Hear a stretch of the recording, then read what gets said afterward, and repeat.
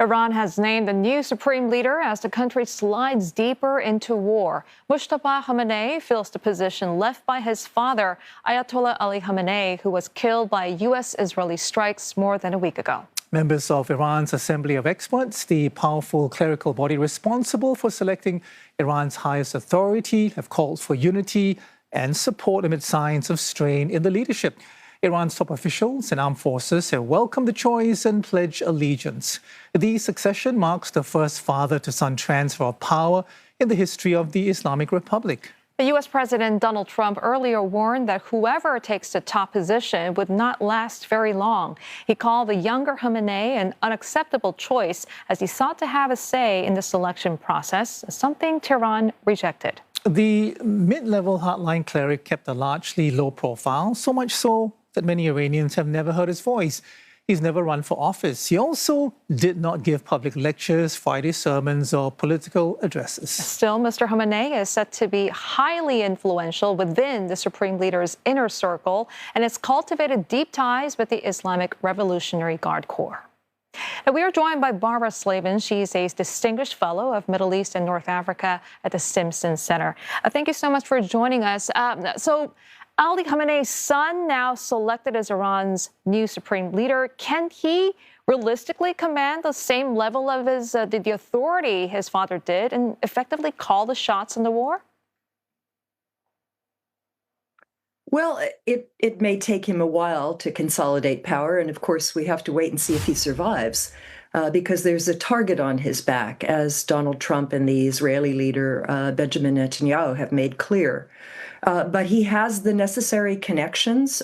He probably has been essentially helping his father for many years. His father was 86 years old and not in the best of health.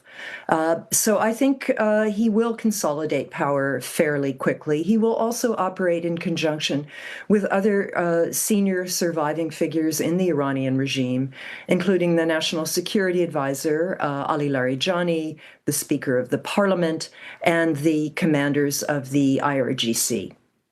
Barbara, the New York Times says the late Ayatollah didn't want his son to succeed him because he didn't want the position to be hereditary, but those in power chose him anyway. So, I mean, what is that telling us? Well, I think, as I said, he was very well positioned to take over at a time when Iran is really facing extraordinary threats. You need someone who does not need on-the-job training, and Mojtaba doesn't need that. Also, I think the fact that Donald Trump expressly said he didn't want Mojtaba Khamenei was part of the reason for his choice. I mean, the Islamic Republic wanted to show its defiance and its independence, and to tell Donald Trump that he does not get to dictate who is in charge in Iran. So I think there are probably many motives for choosing please go him. on. Yeah. Okay. And do you expect him to double down, or could he surprise us? Well, he's 56 years old, so he will not be the same as his father. And clearly, the policies of the Islamic Republic for the last 47 years have not brought great success to the Iranian people. We've just come out of major protests that were repressed at a brutally high cost.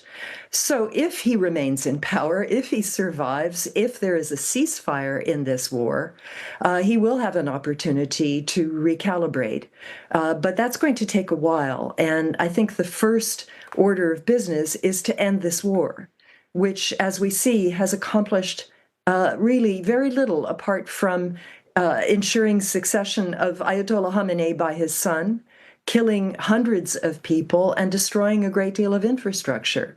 So with the price of oil soaring, with the stock market here in the United States about to open in a few hours and to sink yet again, I think perhaps it will dawn on Donald Trump that he should cut his losses and declare, that he's achieved his aims in terms of degrading the Iranian military. This is a war that is not going to bring great results the longer it goes on. Okay. And Barbara, you just mentioned protests in Iran. I just wonder how likely are ordinary Iranians to accept this new supreme leader? They don't have a choice in this. This is a decision made by the system, the nizam, as they call it.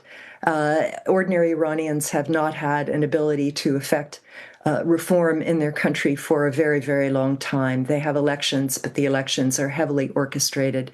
In fact, Mojtaba Khamenei, according to something that I wrote back in 2019, was instrumental in the fraudulent re-election of an Iranian president in 2009 during the so-called Green Movement. So basically, Iranians have been disenfranchised for a very long time. Barbara, if President Trump and his administration says Mojtaba is simply out of the question, we need someone else, is there any other name or names that have surfaced that meets, Trump's approval? I mean, he's already said those he found acceptable have all really been killed in the first, few strikes. Yeah, there is no, I don't think there's a Delcy Rodriguez waiting for Donald Trump among the clerics in Iran. This war should never have been started. It really is not going to bring benefits to the Iranian people. It's not going to bring benefits to the people of the United States, to consumers around the world. It will leave an Iran that is more battered, more miserable, more resentful than it was before the war started. So I just hope we can bring an end to it quickly. And Barbara, we've seen signs of internal tension in Iran after President Pezeshkian apologized to Gulf states for attacks, only for Iran's military posture to remain unchanged. So what does that tell you about divisions inside the Iranian system? Not very much. President Pezeshkian is not a terribly important figure in Iran. There have been presidents who had more power and popularity. Mohammad Khatami, for example, back in the 1990s, early 2000s. Hassan Rouhani, the president on whose watch the Iran nuclear deal was negotiated. But Pezeshkian was chosen to run in an election. He was a member of, or is a member of, the so-called reform movement, but not a prominent member of it. He's a former health minister, a cardiologist, not a politician. So I think he wants the war to end. Obviously, Iran was trying to improve relations with its Arab neighbors, and the war has now made that impossible. But the decisions are not being made by Masoud Pezeshkian. Barbara, I want to ask you specifically about what's been happening over the weekend. Desalination plant hit in Bahrain. There was one in Iran that was hit as well. I've been reading that this really crosses a line. I mean, even compared to oil facilities, this is said to be worse. Can you sort of explain the implications and why this is considered a significant escalation of, if you like, the war? Well, these are populations that are very dependent on desalination plants. They are desert countries primarily suffering from climate change, and they don't have sufficient water. So hitting desalination plants is truly existential.